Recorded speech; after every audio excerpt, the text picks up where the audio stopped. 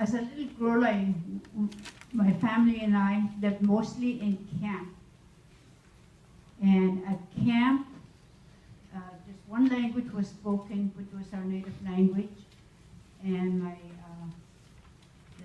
you know, you have routines every day. Everybody's always busy out, you know, trapping, checking snares. All the women had snares out for rabbits and stuff. And then in the evenings, someone in the family is a storyteller, and they would start telling stories. And as they tell the stories, as you're listening, you say, That tells you that you're paying attention. And then eventually it gets late, and people roll out their bedrolls and go to bed, but you continue listening to the story, and stops, and as you're going to sleep, you think, oh, I wonder what happened next. So you say, And eventually the storyteller would say, well, this is enough now. I think, we can continue tomorrow.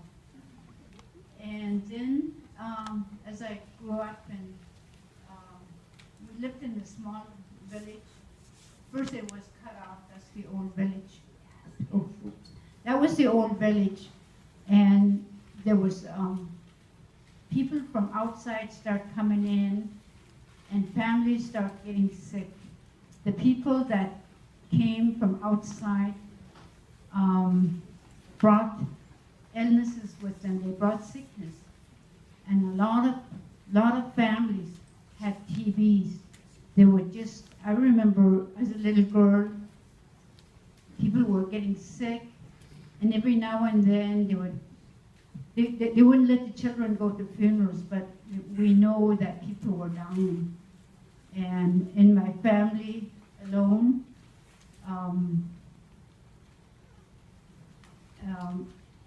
my three sisters grew up. There was Elsie, Celia, and Ellen, and then I had a brother, Joe.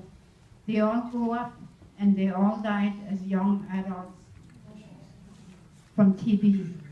Well, I guess it was TB. There was no doctors, but we know that was one of the big illnesses that was around. And then more people start coming in, and life was changing. People start speaking English. And then I got married and moved to another village. And I was a health aide for a long time. And life was just changing so fast. There was a time when only one language was spoken. And by the time my children were growing up, everybody was speaking English. And I just noticed how much that everything was changing, and I wanted to somehow preserve some of that. I really had a strong passion that I wanted to preserve what I knew as a child. And eventually, my husband got a job in Fairbanks, and I met some people from university, Dr. Krause for one, Dr. Michael Krause, and I decided that I want to preserve what I knew as a child as much as I could. And for many, many years, I worked with many, many elders, recording their stories, recording family history, recording place names, and eventually, I should have brought a dictionary, but eventually a dictionary that I worked on for many, many, many years got published. And there was, at one time, this one lady was helping me. They told me that I need to write up about the people that I work with who helped me with the dictionary. So I started making lists, and I said, my late Auntie Lucy, my Uncle Chief Henry, and my late, I was saying that, you know, hold this, and this lady that was helping me said, oh, this is getting me depressed. And I said, what's the matter?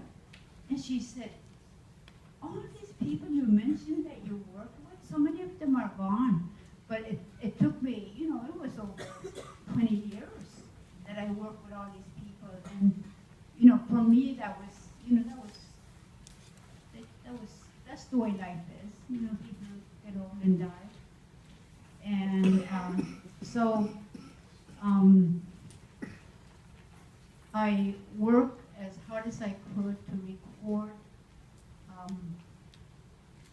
our native language, and I learned to read and write in native language. And besides raising a big family,